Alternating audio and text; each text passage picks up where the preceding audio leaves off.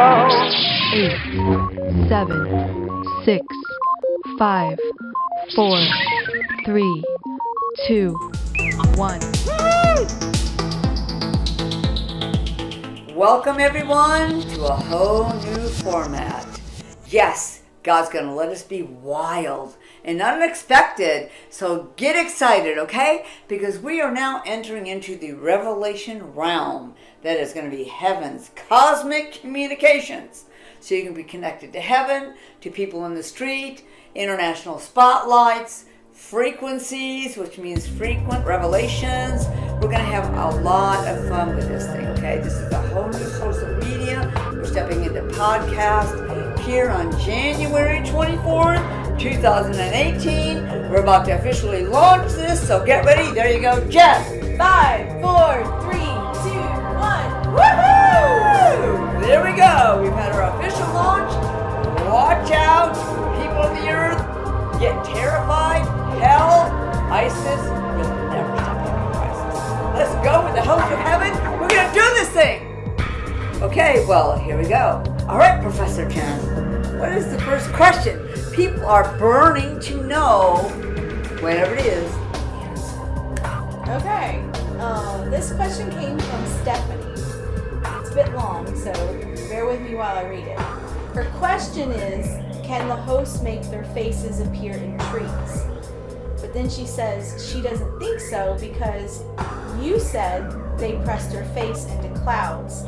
So how can something press their face into tree branches? Yet many people have been picking out faces in tree branches and saying that it's hosts. And she said, could you clarify that because she doesn't want to be wrong? Is this that girl that's a stalker? That is the one. Okay, well, all right. Well, we love you, Stephanie. Thank you for that very long question. It is an interesting one, though. You know what? The host can press their face into anything. I've seen their faces appear in the foam on the river. Like when the ship is going, the foam, they jump in the foam. And the fireworks, they'll jump into the after smoke that comes from the fireworks. I've even seen it in the tile on floors, in the bark of the trees, in the branches of the trees. Wherever they know they can be seen, you can probably find them there because they're everywhere. There's millions of them on the earth, so make sure you check it out. The sky, of course, but anything that's moving, that's any kind of a form of smoke or light rays or something, they'll be watching us all the time. As a matter of fact, I was just going to say, a couple weeks ago I was in San Augustine with some friends of mine, and I took a picture of her standing next to a stone wall, and when we looked at the picture, you could see faces. Yes, you could see faces. It was the wildest thing because it wasn't there until I took the picture. In the texture of like the stone, in the with texture the shadows of the and everything. stone, and there was like some light and dark parts of the stone, and you can clearly see the face of something coming through the stone. It's amazing how long we've been on this earth, and we've really missed that they've always been there.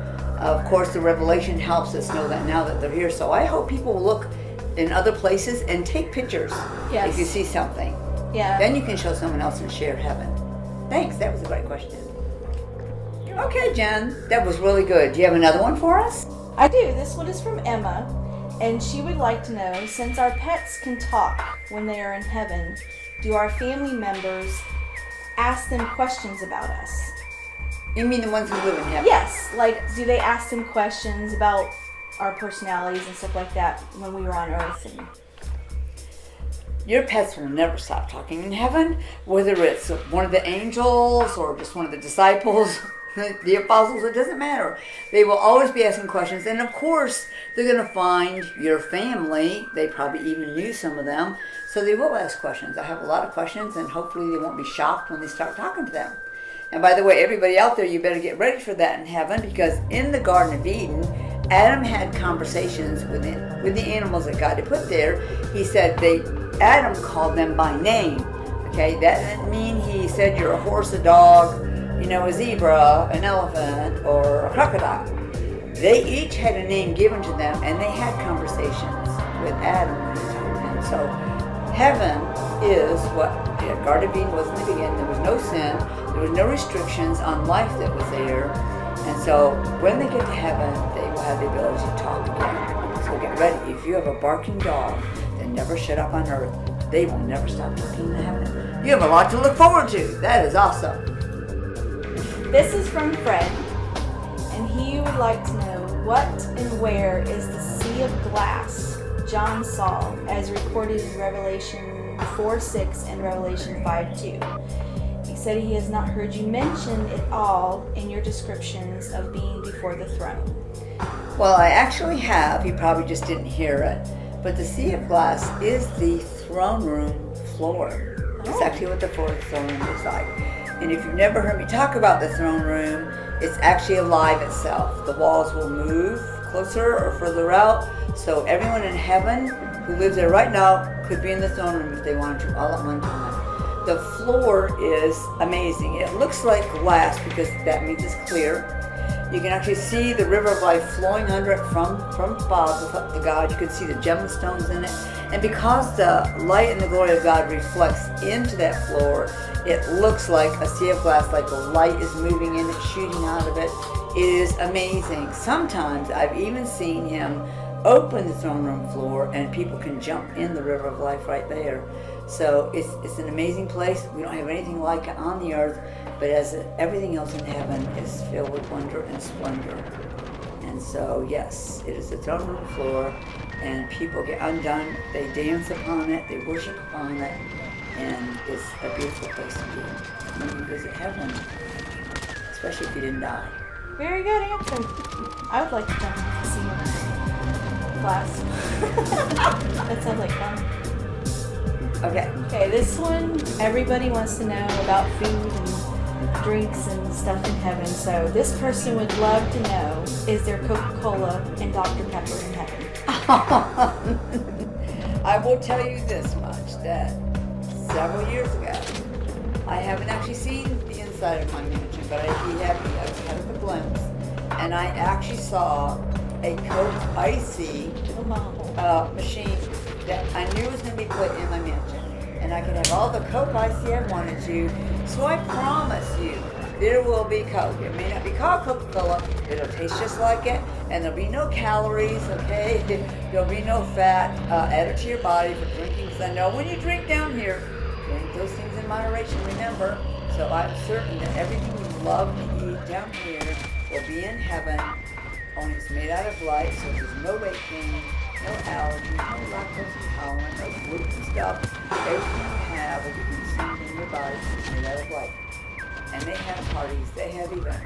Yes, you celebrate your birthday, but the birthday you celebrate in heaven is the day you move to heaven from earth. That is celebrating heaven. And it's a spectacular party. You have your own light show, you can ride on unicorns. It's going to be the greatest thing you've ever had in your life. So everything in heaven is amazing.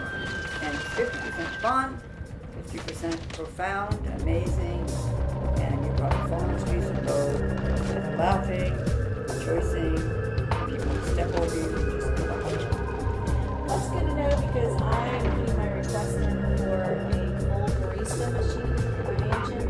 So I can make all of my drinks. you have a lot of guests coming to Cappuccinos, lattes.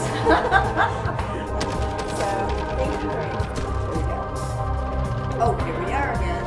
Okay. No, you have something that's just burning. Question, what would one of those be? Well, instead of asking you one question from one person, this is something I'm sure a lot of people are wondering.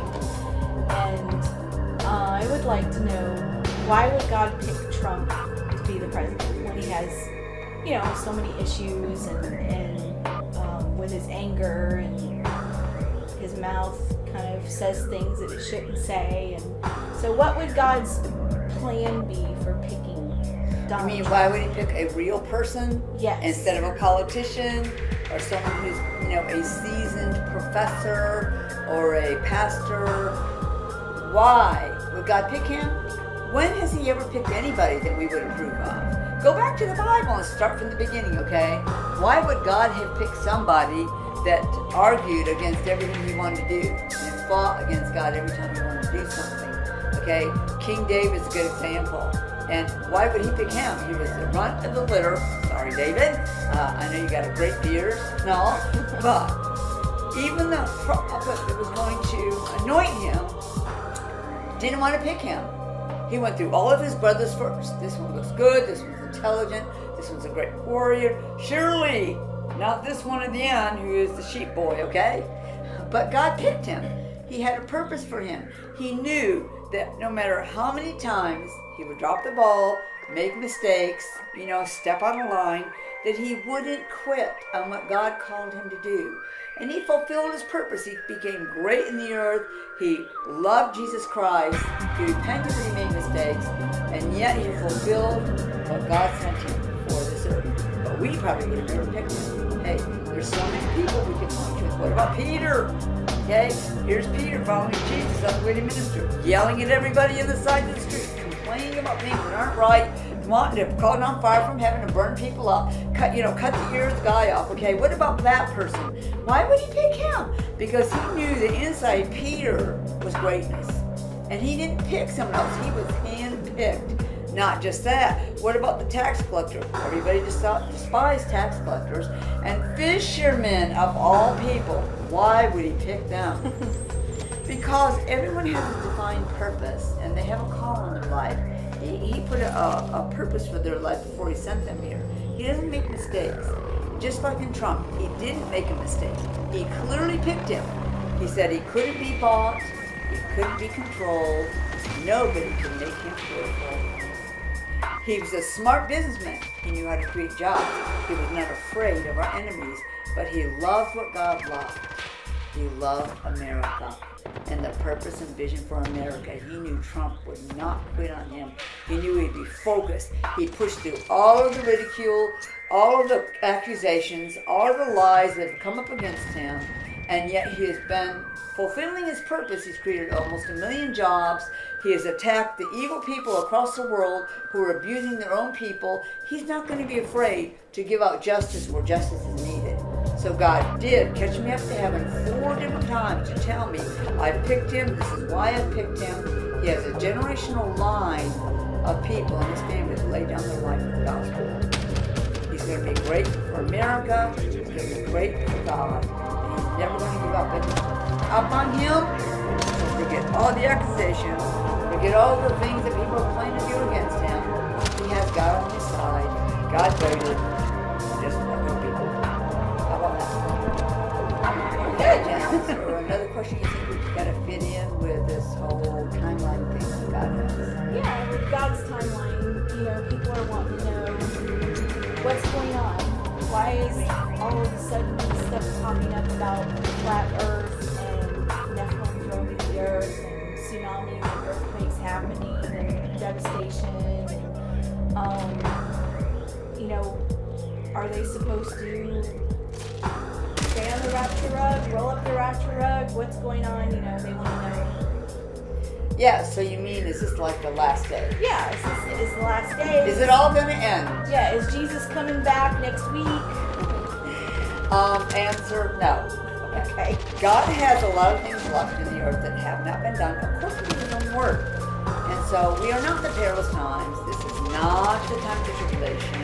The Antichrist actually is not on the earth right now. And who he is doesn't matter to me. We're supposed to focus on what we need to do right now. So, why the flat earth theory?